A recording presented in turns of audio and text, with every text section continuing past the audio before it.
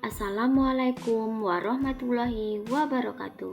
Salam dan bahagia.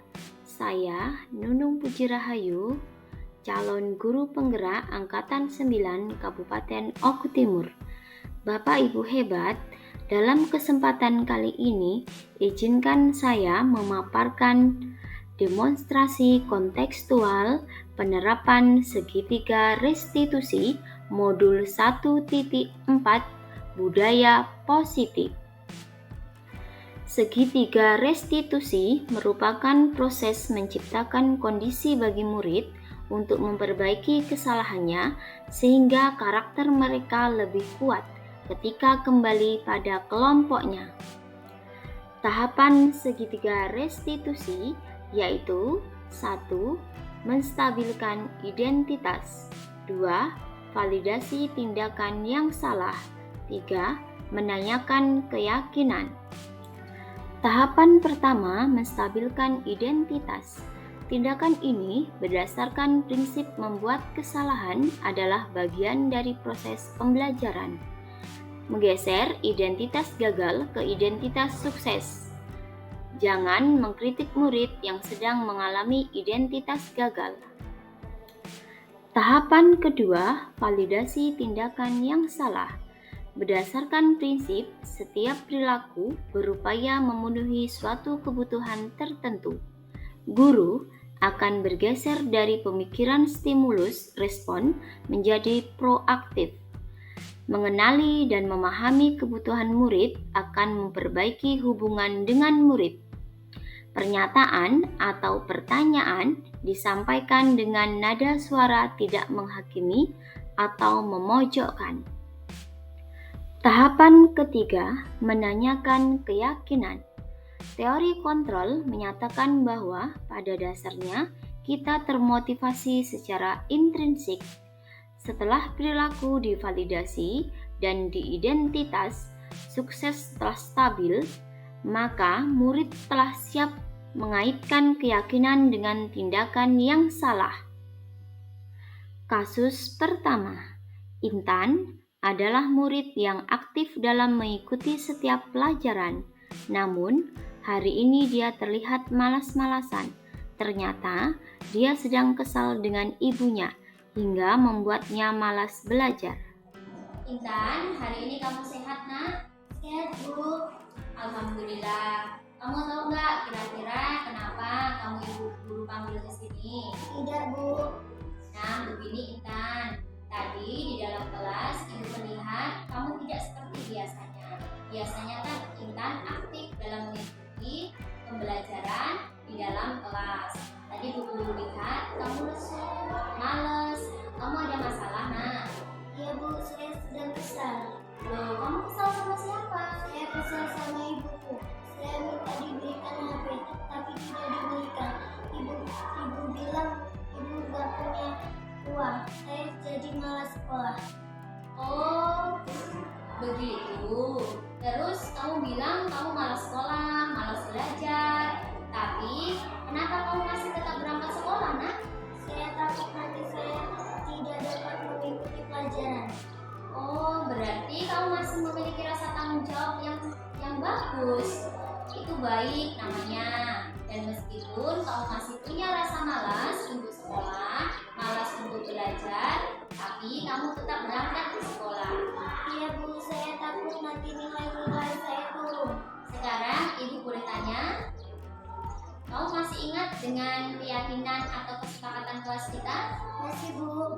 Jika Intan masih ingat, kira-kira kesepakatan kelas apa yang Intan langgar hari ini? Kesepakatan aktif dalam mengikuti kegiatan belajar, Bu. Baik, alhamdulillah bila Intan masih ingat dengan keyakinan kelas kita. Apa dengan Intan yang malas belajar di kelas, malas berangkat sekolah? Apakah nantinya ibu Intan tetap memberikan Intan HP?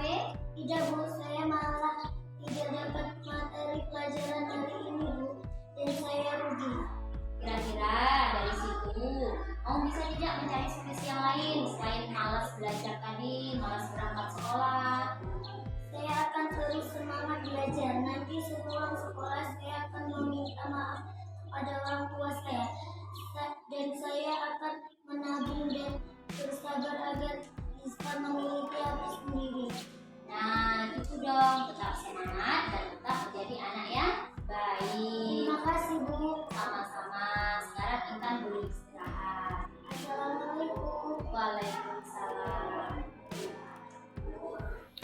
Kasus kedua, Catur tidak terima pekerjaannya selalu dicontek oleh temannya.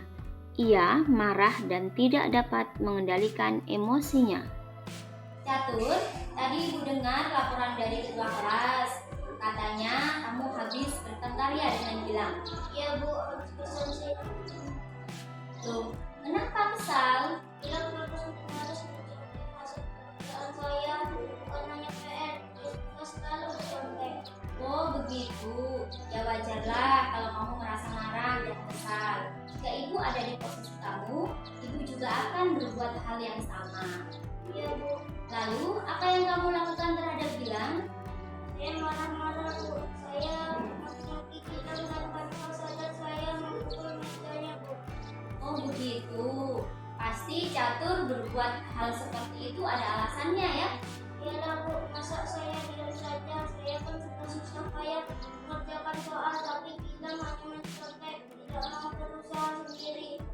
Ya Catur, wajarlah kalau kamu merasa marah karena tidak rela pekerjaan kamu dicontek begitu saja oleh Gilang. Ibu sangat menghargai tindakan kamu yang tidak berbuat lebih buruk daripada itu. Misalnya memukul. Ya Bu, Sekarang coba pikirkan oleh Catur.